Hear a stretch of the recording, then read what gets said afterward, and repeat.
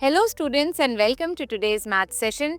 Today we are going to talk about arithmetic progression and we learn to find the sum of n terms of an AP. तो अगर एक quick recap देखें तो हमने क्या समझा, AP क्या है? AP is such a sequence of numbers where the difference between any two consecutive terms is a constant. अब वो constant पॉजिटिव भी हो सकता है, नेगेटिव भी हो सकता है और जीरो भी हो सकता है. General form of an AP की बात करें तो अगर A हमारा फर्स्ट टर्म है तो उसमें डी ऐड कर देंगे तो सेकेंड टर्म हो जाएगा, दो बारी डी ऐड कर देंगे तो थर्ड टर्म हो जाएगा and so on. This was the general form of an AP. Okay, then we also learned about the nth term of an AP. वो क्या होती है? a plus n minus one d. इस formula को construct करना भी हमने सीखा था और इस पे बेस्ड हमने कुछ एग्जांपल्स भी किए थे अपने पिछले सेशन में. आज बात करते हैं एक और केस की. अगर हमारे पास एक एपी गिवन है, एक सिंपल एपी, मान लीजिए 1 2 3 4 सो ऑन टिल 100. क्या है ये? फर्स्ट 100 नेचुरल नंबर्स है ना. और आपका बोला जाए कि इस सीक्वेंस का एडिशन करिए, सारे टर्म्स को ऐड करिए, तो कैसे करेंगे आप? सभी टर्म्स को एक एक करके आप ऐड करते जाएंगे. Won't that be tedious and cumbersome? क्या कोई शॉर्ट तरीका निकल सकता है जिसमें हम sum of n terms of an AP निकाल लें? एक और एग्जांपल सोचिए. सपोज करिए एक बच्चा है, क्लास 12 के बाद उसने हायर स्टडीज़ के लिए एक लोन लिया. फॉर एग्जांपल उन्होंने लोन लिया 5 लाख रुपीज़ का. Okay, and then he also thought that he will start repaying this loan as an installment, monthly installment. तो उन्होंने सोचा वो फर्स्ट मंथ में 5,000 रुपीज़ का इंस्टॉलमेंट पे करेंगे और हर महीने इस इंस्टॉलमेंट को 100 बढ़ाते चले जाएंगे. यानी कि नेक्स्ट मंथ वो 5,100 पे करेंगे, फिर 5,200 एंड सो ऑन. तो बताइए कितने समय में वो पूरा लोन रीपे कर पाएंगे? ऐसी सिचुएशंस में या ऐसे क्वेश्चंस में हमें ये जानना ज़रूरी रहेगा कि sum of an AP sequence क्या रहेगा, sum of n terms of an AP क्या रहेगा. आइए उसके लिए एक फॉर्मूला कंस्ट्रक्ट करना सीखते हैं. देखिए मैंने लिखा Sn यानी कि sum of n terms of an AP is equal to A1 plus A2 plus A3 till An. मैंने कितनी टर्म्स ले ली? n टर्म्स ले ली. अब उसका सम मुझे निकालना है. तो क्या करेंगे? सबसे पहले आप इसको जनरल फॉर्म में अगर लिखना चाहें तो A1 को आप A लिख सकते हैं, first term is A. A2 के लिए आप उसमें D ऐड कर देंगे, राइट? और A3 के लिए उसमें 2D ऐड हो जाएगा and so on till An which is A plus n minus 1D. Correct? तो ये आ गई आपकी लास्ट टर्म, ये आपने लिखा. अच्छा, अब हम क्या करने वाले हैं, इसको रिवर्स वे में लिखेंगे. ठीक है, वो भी तो Sn ही रहेगा ना, same Sn but we put it in reverse way. A plus n minus 1D पहले लिखा हमने. फिर बताइए दूसरा टर्म क्या आएगा? A plus n minus 2D. ठीक है, और ये चलता जाएगा. लास्ट टर्म क्या होगा? जो ऊपर में फर्स्ट टर्म है यानी कि A. तो इस तरीके से हमारे पास दो इक्वेशंस आ गई, दोनों ही Sn है. अब हम इन दोनों को ऐड कर देते हैं. देखिए Sn प्लस Sn. अच्छा, ऐड कैसे करना है आपने? फर्स्ट टर्म यहाँ से, फर्स्ट टर्म यहाँ से, सेकंड टर्म यहाँ से, सेकंड टर्म यहाँ से एंड सो ऑन. ठीक है, तो देखते हैं. फर्स्ट टर्म को अगर मैंने ऐड किया A plus n minus 1D, ये हो गया ना. ठीक है, सेकंड टर्म देखिए यहाँ पे क्या है? A प्लस D और यहाँ पे क्या है? A plus n minus 2D. ठीक है, थर्ड टर्म आप खुद करिएगा ऐड. और हम लास्ट टर्म पे पहुँचते हैं. तो लास्ट टर्म है A plus n minus 1D plus A. Correct? तो इस तरीके से हमने दोनों को ऐड कर लिया. आगे देखते हैं क्या मिलता है हमें. अच्छा, इसको अगर Sn प्लस Sn देखेंगे तो क्या हो जाएगा? 2 टाइम्स Sn. इसको सॉल्व करिए, क्या आता है? 2A plus n minus 1D. ठीक है. अच्छा, यहाँ देखिए ज़रा, अगर A प्लस A तो 2A ही हो गया और ये D है, यहाँ है minus 2D. D minus 2D क्या होगा? माइनस D होगा. तो यहाँ पे अगेन मेरे पास आ जाएगा n माइनस 1D. ठीक है, इसी तरीके से जो भी टर्म्स हैं आप जब ऐड करते चले जाएंगे, आप एंड तक पहुंचिए और एंड वाला टर्म भी देखिए, a + a 2a है और n-1d यहाँ आ जाता है।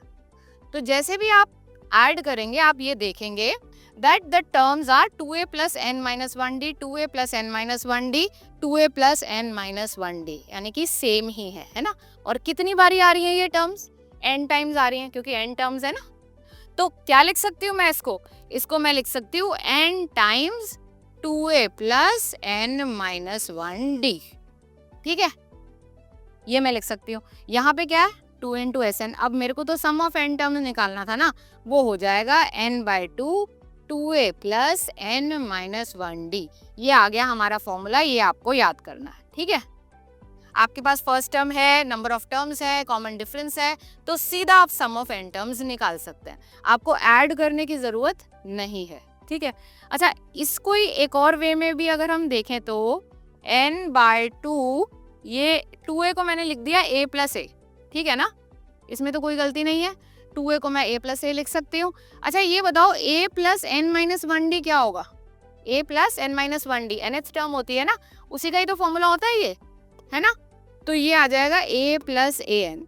भाई किसी AP के सीक्वेंस में अगर आपको फर्स्ट टर्म और लास्ट टर्म पता है तो आप उसका सम डायरेक्ट निकाल सकते हैं n/2 first term plus last term करके। तो ये दोनों ही फॉर्मूलेज आ गए आपके पास, ये आपको लर्न करने हैं, फॉर्मूला ये और ये वाला। तो अगर आप लर्न कर लेंगे तो आपके लिए एग्जाम्पल्स करने आसान हो जाएंगे। चलते हैं एग्जाम्पल्स पे। अब देखिए, find the sum of first 100 natural numbers, जो एग्जाम्पल से हमने शुरू किया था। अब देखिए आपके पास 1 है, 2 है, 3 है, टिल जा रहा है 100, ठीक है। अब सम ऑफ n टर्म्स करना है तो क्या लगाएंगे? फॉर्मूला लगाएंगे। कैसे लगाएंगे? Sn वो वाला लगा लीजिए जिसमें फर्स्ट और लास्ट टर्म आपको गिवन है, n/2 a + an, ठीक है ना। तो n/2, n तो है हमारा 100, क्योंकि 100 नेचुरल नंबर्स हैं, ठीक है। और यहाँ पे a हो जाता है 1 प्लस an भी हमारा 100 है, क्योंकि 100 तक जा रहे हैं। इसे सॉल्व करिए, 100 × 101/2, ये आ जाएगा 50 × 101, ये आ जाएगा आपका 5050।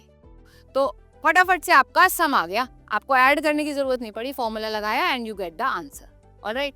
अच्छा यहाँ पे एक और बात आप देखें, अगर आपको बोला जाए ना फर्स्ट n नेचुरल नंबर्स का आप सम करिए तो उसका जनरलाइज कर सकते हो फॉर्मूला। देखो कैसे, अगर आप Sn लिखते हो और n/2 a + an लिखते हो तो आपका ये हो जाता है n/2, a हो जाता है आपका 1 और an हो जाता है n। तो यानी कि n + 1/2 एक जनरल फॉर्मूला हो जाता है sum of first n natural numbers. भाई सम ऑफ 50 नेचुरल नंबर्स निकालना है तो 50 × 51/2 करके निकाल दिया। कोई भी सम आपको निकालना है फर्स्ट n नेचुरल नंबर्स का, you can use this formula directly, n + 1/2, ठीक है। इसके बाद एग्जाम्पल 2 देखते हैं। If the sum of first n terms of an AP is 4n - n², what is the first term? What is the sum of first two terms? What is the second term? फिर third, 10th और nth term भी निकालनी है, एक एक करके चलते हैं। फर्स्ट हमें कह रहा है कि ये जो सम दे रखा है ना, हमें एक जनरल फॉर्म दे रखी है उसकी 4n - n², और आपसे पूछा गया सबसे पहले फर्स्ट टर्म। अगर मैं आपसे कहूँ मैं S1 निकाल लेती हूँ, सम ऑफ फर्स्ट टर्म निकाल लेती हूँ, तो वो एक्चुअली क्या होगा? वो फर्स्ट टर्म ही तो निकलेगी। सम ऑफ फर्स्ट टर्म का क्या मतलब है? First term. तो जो मेरी A1 है ना फर्स्ट टर्म, वो तो S1 होगी। चलो 1 डाल के देखते हैं क्या आंसर आता है। 4 - 1 = 3, ये बन जाती है मेरी फर्स्ट टर्म AP की, ठीक है। उसके बाद what is the sum of first two term? S2 निकाल लेते हैं, sum of first two terms देख लेते हैं। 4 × 2 - 2 का स्क्वायर हो जाता है ये 8 - 4 विच इज 4। बस सम ऑफ टू टर्म्स हमारा 4 आ गया, ठीक है। What is the second term? अच्छा आप बात सोचिए, मेरे पास सम ऑफ फर्स्ट टू टर्म्स है, सम ऑफ फर्स्ट टर्म भी है, दोनों का अगर मैं माइनस करूं तो सेकेंड टर्म ही तो आएगी ना।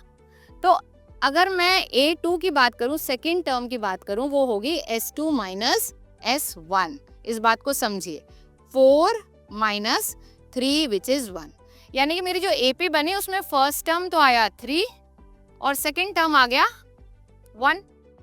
अब बताइए जरा इनका कॉमन डिफरेंस क्या है? 3 से 1 कैसे आएगा? -2 करके, यानी कि मैंने कॉमन डिफरेंस निकाल लिया -2, करेक्ट? तो अब आपसे पूछ रहा है थर्ड टर्म, तो 1 में 2 माइनस और कर दीजिए, क्या आएगा? -1, right? So this will be my third term. A3 मेरी हो गई -1। फिर पूछ रहे 10th टर्म, आइए 10th टर्म भी निकाल लेते। A10 फॉर्मूला लगाइए, a + n - 1d, तो a + 9d। अब a मेरे पास 3 है, ठीक है, ये 9 लगाया, d मेरे पास -2 आ गया, 3 - 18 विच इज -15, ये आ गई मेरी 10th टर्म। उसके बाद जनरलाइज करने के लिए हमें nth टर्म भी निकालना है, तो nth टर्म हो जाएगा a + n - 1d। आप a की जगह 3 लगाइए, n की जगह n ही रखेंगे और d की जगह लगेगा -2।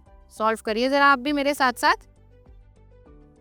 तो ये मेरा आ गया 5 - 2n, ये एक जनरल फॉर्म आ गया nth टर्म का, इस वाले एपी का, ठीक है।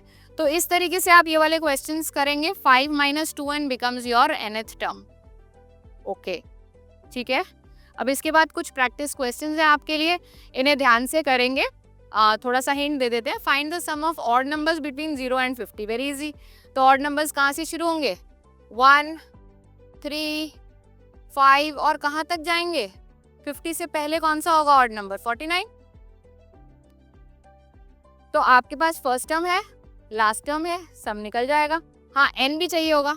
n कैसे निकलेगा भाई? an है आपके पास ये, और आपको d भी पता है, d क्या होगा इसमें? 2 होगा ना, है ना? तो आप n निकाल लीजिए, पहले आप n निकालिए, फिर आप sn निकाल लीजिए, सिंपल। यहाँ क्वेश्चन देखिए, a sum of ₹700 is to be used to give 7 cash prizes to students of a school for their overall academic performance, यानी कि 700 रुपए हमें डिवाइड करने हैं 7 कैश प्राइजेस में, ठीक है। तो आप ये बात समझ रहे हैं ना कि 700 क्या है? 700 is actually SN, sum of the cash prizes, okay. If each prize is 20 less than its preceding price, यानी कि पहले वाले को अगर इनाम मिलता है A का, तो दूसरे वाले को मिलेगा A - 20 का, तीसरे वाले को मिलेगा A - 40 का, एंड सो ऑन। तो बन गई ना ये एक एपी, जहाँ पे D क्या है? -20, -20 होता जा रहा है हर स्टेप पे, ठीक है। तो अब हमारे पास SN है, N हमें पता है कि 7 है, N भी है हमारे पास, ठीक है। D हमें पता है -20 है, तो आप फॉर्मूले में डालेंगे जब SN के, तो आपके पास A की वैल्यू निकल आएगी, और फिर आप सारे प्राइजेस की, सारे 7 प्राइजेस की वैल्यू आप बता सकते हैं, ठीक है। तो इस तरीके से इन क्वेश्चंस को करिएगा, और भी क्वेश्चंस प्रैक्टिस करिएगा, और हम मिलेंगे एक और इंटरेस्टिंग मैथ सेशन में। Till then keep exploring, keep learning and keep growing.